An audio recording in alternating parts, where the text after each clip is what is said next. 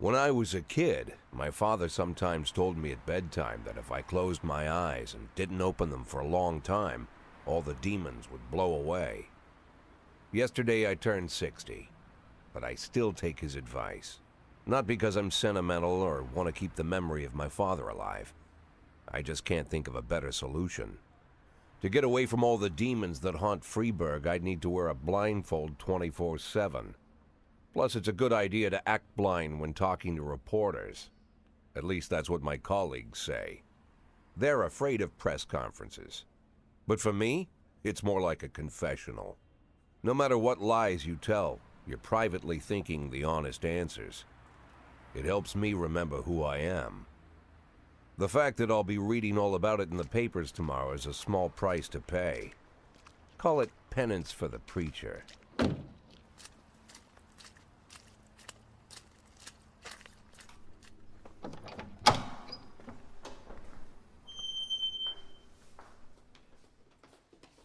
This is the first time I'm afraid of those answers my mind has given me. Not because I'm mad I'm losing my job. Though it's true, I'm mad as hell. Not because I subconsciously blame everyone else. Though I damn sure do blame them. And don't even ask me what my next move is. I can't imagine. But even that doesn't scare me. The worst thing is, I know I'm gonna have to do something. And I'll be damned if I know how far I'll go. I may have a lot of vices, but predictability isn't one of them.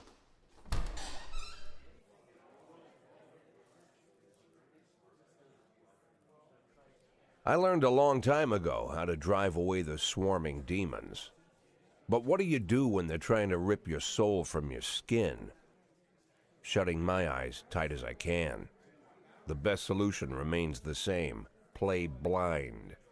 I just hope the reporters think I was blinded by the camera flash.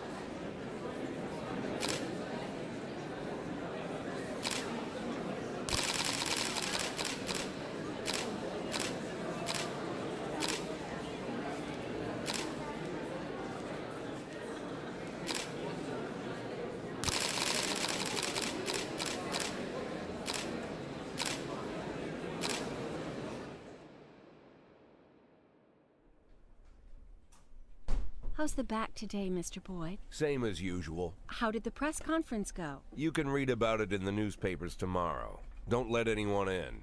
Even Mr. Kendrick? Especially Mr. Kendrick.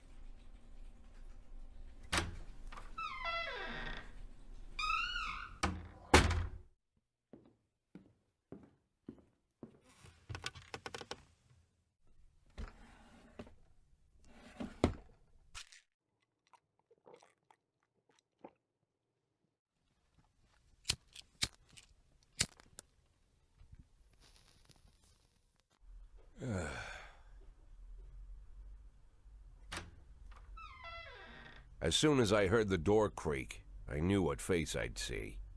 When I tell Emma not to let anyone in, there's only one man it could be: Rude, arrogant, no warning. That's Mayor Rogers in a nutshell. White summer shoes, white socks, white shorts, white polo shirt, and the white smile of a hungry shark. Mayor Rogers enters every room like he owns the place. Even the floorboards under his feet sound like they're creaking an apology. He never shied away from the odd corruption scheme. It's like the devil walks behind him. In the movies, the villains controlling the city play golf with the judges. Rogers plays tennis with them instead. That's about the only difference. Jack, I was hoping to catch you after the press conference. You ran away so quick. There's no smoking at City Hall. No reason for me to hang around. Well, this morning I signed a ban on smoking in all public buildings. Soon you won't be able to smoke here either. Soon enough, I won't be here at all. That's what I wanted to talk to you about. The people of this city like you, Jack. The police chief of all people. Don't betray that, Jack. Don't get wrapped up in any schemes. Sit nice and quiet for the next 180 days, and you'll be remembered as a hero. That's the only thing that you still have left. Be the hero. Then how am I supposed to scrape together a retirement fund? You had a million chances to secure a luxury pension, one that even I would have envied, although I've never set aside any money for myself. I'm not planning to retire anytime soon.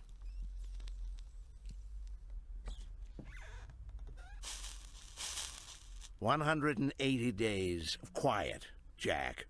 That's all I need. I don't have any problems with you, and you won't have any problems with me. I have a new assistant, Troy Starr. If you have something to tell me, call him. But try not to bother him. He's a busy man." I'll do my best. "And quit smoking at the office. One of my friends will be using it soon."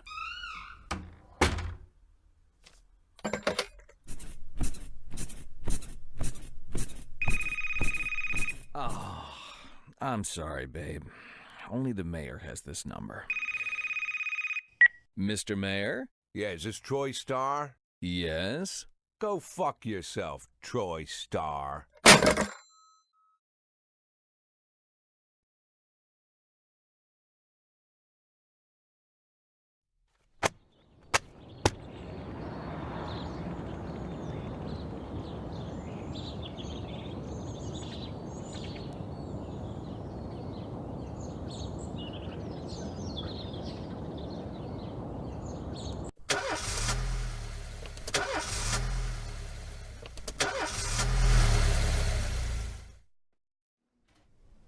Cops don't use the police station cafeteria anymore.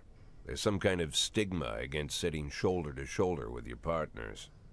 Everybody just takes snacks from the machines or grabs a meal and hammers it down in the corner like a vulture on a corpse.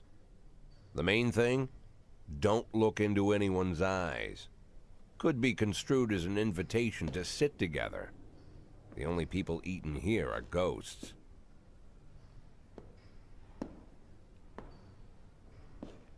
My deputy, Francis Kendrick. He recently became one of those ghosts. The subject of one of the most devastating corruption scandals in the history of Freeburg. No evidence to support the accusations, but everyone knows Kendrick's days are numbered. I need that file I asked for. Needs to be ready tonight. Francis didn't say anything, but I understood. Ghosts aren't supposed to talk. Besides, I got a feeling he was already finished.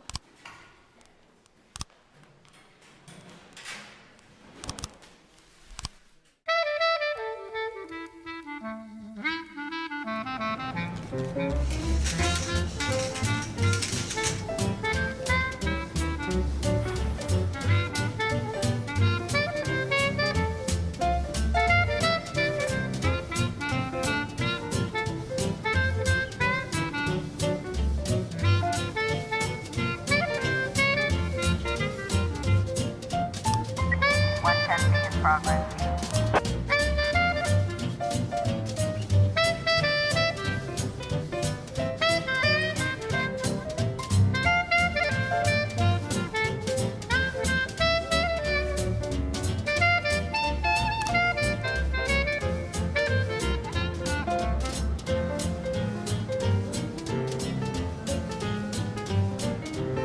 may prefer a blonde or brunette. I'll take tangerine. Now that we've met, I'll get sweet ginger green. Red is for danger, so I'm told. I know just what they mean. Gotta be bold to hold sweet ginger green. She's sweeter than Sue and Georgia Brown. Beats Lulu too when she's back in town. Now she can shimmy like Sister Kate. She's a dancing queen, fit for a king. Swing sweet ginger green.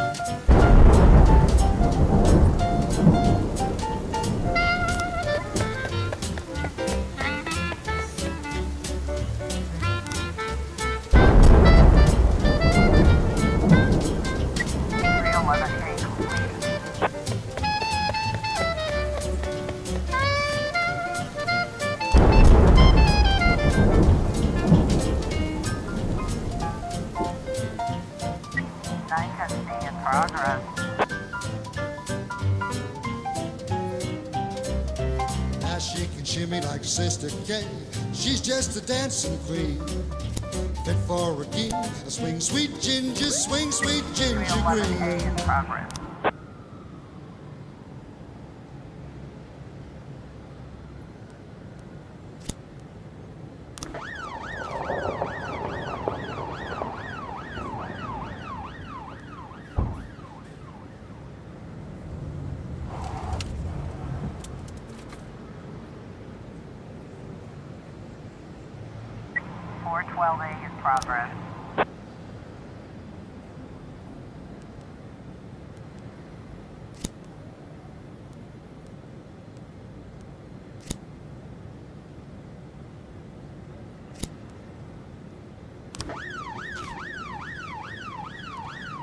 Looks like we have a situation here.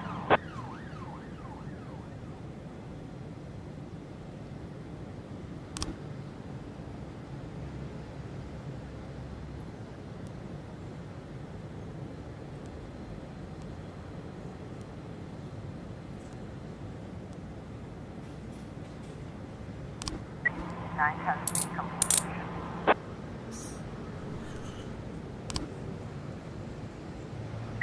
311A complete.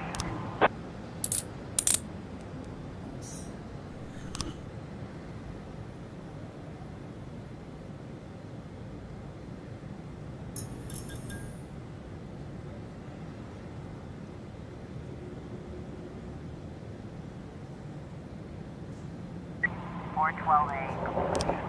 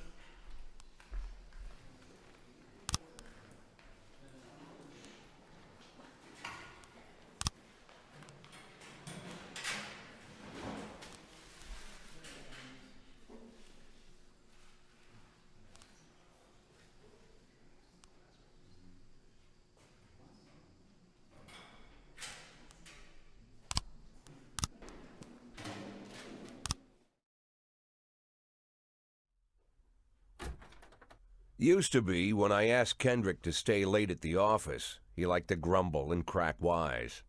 Nowadays, he doesn't have the strength for it. Slumped shoulders, blank stare, wrinkled skin. The past few weeks, I don't hardly recognize my old friend. In his younger years, he reminded me of a gallant royal officer in an old Kipling story. Kendrick isn't just crumbling under the weight of the public pressure, but from the shame of it all. Internal Affairs raided the library he inherited from his grandfather, hoping they'd find buckets of cash stashed in the pages. Heard about the look on his face, the fearless policeman standing helpless in horror. I've known Francis for 30 years. The past 20 years he's played loose with the law. And I know that at a certain point every stolen dollar brings more misery than anything else. Probably sounds crazy, but I sympathize with the guy. What can I do? Your friends are your friends, and these are the waters we swim in. Called all of the people on that list today. Now they know you're in business, so you could get a call from any of them. You don't need to worry about any of them. I've cleared them all. And what kind of business are we talking here? It's nothing too serious, just like you asked. Should be just a few small favors. Payments will vary depending on the situation and who you're dealing with. How much are you looking to earn? $500,000. $500,000? Why not a whole million? Because everybody wants to take $1 million. Figured I'd try something different. $500,000 in 180 days? Well, you could earn it all above board if you netted all the big fish and hit all your bonuses. Never knew you for a fisherman. Well, you never got into my business, and I'm not trying to get into yours. But be careful about bringing in any other cops. Sooner or later, they'll put the finger on you. And one more thing, Jack. I remember what you said, but I should probably add one more name to that list. Christopher Sand. Sand. Christopher G. Sand. Everyone knows the name, but few could tell you who he is. The old man stays away from the spotlight. Always wears old-fashioned jeans and knitted sweaters. Gives to charity. Rarely attends social events. An avid hunter, I hear. Even dabbles in poetry. You'd never guess he's the head of the oldest and most powerful gang in the city. Goes back as far as his great-grandfather. And Sand is strict about following the old rules. He rarely involves himself in commonplace murders and robberies. Hardly needs to intimidate anyone to get his point across. The people who work for him each have their sphere. They provide protection where needed, even work with the authorities when they want to make a deal. Meanwhile, Sand pulls the strings without getting his hands dirty. People sometimes mistake his quiet approach. A couple years ago, an arms dealer decided to expand its business without asking permission, and his whole family paid the price. In 4 weeks, Sand killed 31 people. Old men, women, even a few teenagers. And Sand's people made sure every paper reported it. Frank, I don't want to hear you say that name again. Jack, please, listen to me. I'm in with these guys. We agreed, Frank. That's not the kind of business I'm into. I don't go there. Never have, never will.